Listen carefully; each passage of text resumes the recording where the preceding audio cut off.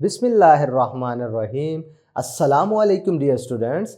आज हम mathematics nursery में जो एक्सपेक्टेड लर्निंग आउटकम सीखने वाले हैं वो है recognise that an entire set of object is more than its parts.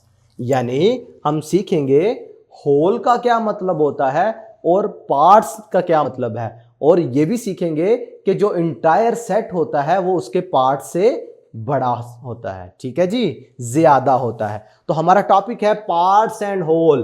अब देखें, इस तस्वीर में आपको नजर आ रहा है एक बुके पकड़ा हुआ है लड़के ने।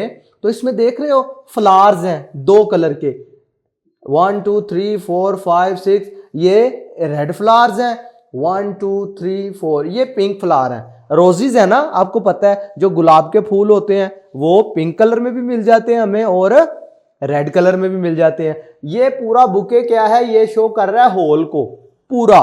पार्ट्स का मतलब होता है उसके हिस्से। अब ये बुके में रेड फ्लावर भी हैं, इसमें पिंक फ्लावर्स भी हैं। इसका मतलब ये हुआ ये दोनों इसके क्या हैं, पार्ट्स। ये बुके पूरा क्या था, होल। और ये जो रेड और पिंक रोजेस जो हैं अलग-अलग से, ये इसके क्या हैं, पार्ट्स। और हमेशा याद रखिएगा होल जो होता है वो पार्ट्स से ज्यादा होता है, बड़ा होता है। ठीक है, जैसा कि लिखा है some roses are red, some roses are pink, both are parts of the whole.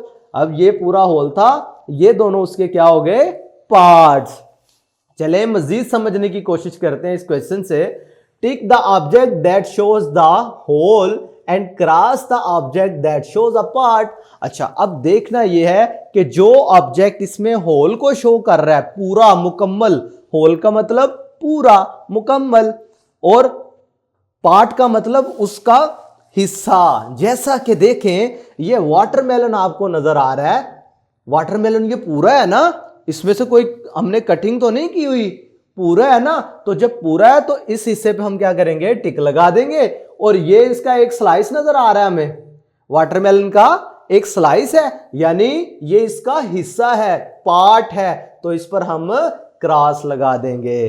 अब ये देखो, ये एप्पल एक है और ये पूरी टोकरी एप्पल की भरी हुई है। इसका मतलब है ये होल है और ये उसका पार्ट है। क्लियर है?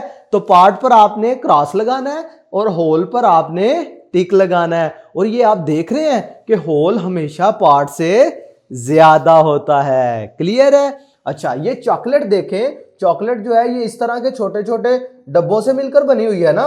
ये छोटे छोटे पीस हैं जो इनको आपस में ये देखो मिलाकर ये बड़ी वाली चॉकलेट बनाई हुई है।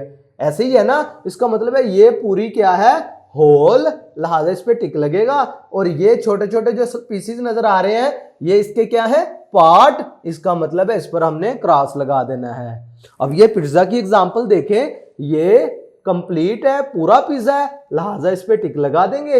ये उसका एक स्लाइस है तो इस पर हम क्रॉस लगा देंगे। क्लियर है?